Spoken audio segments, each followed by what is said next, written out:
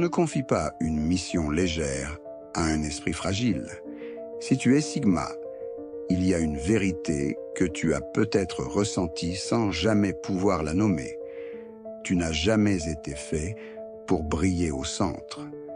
Tu as été placé en retrait pour observer.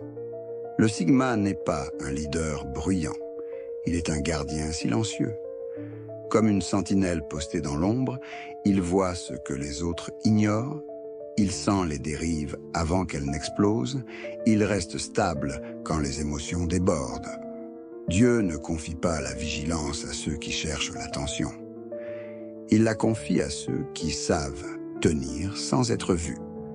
Si ta vie t'a souvent mis en position d'observateur, si tu as été témoin de conflits, de mensonges, de chutes, ce n'était pas pour te punir, c'était pour t'entraîner.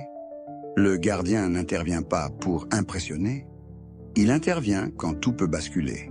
Et c'est pour ça que le Sigma porte souvent un poids invisible. Parce qu'il absorbe, parce qu'il comprend, parce qu'il protège sans reconnaissance. Ce livre que je tiens là, Le secret du Sigma, je ne l'ai pas écrit pour flatter l'ego. Je l'ai écrit pour ceux qui ont compris qu'être différent n'était pas une malédiction, mais une responsabilité. Dedans, je révèle pourquoi Dieu confie les missions lourdes aux esprits solitaires, comment un Sigma protège sans s'épuiser, comment transformer la vigilance en force mentale et comment passer du rôle de survivant à celui de gardien conscient. Parce qu'un gardien qui ne se comprend pas finit par s'user, mais un gardien éveillé devient inébranlable. Le lien est dans ma bio. Télécharge Le secret du Sigma, maintenant. Je n'ai pas tout dit ici volontairement, parce que ce savoir n'est pas pour tout le monde.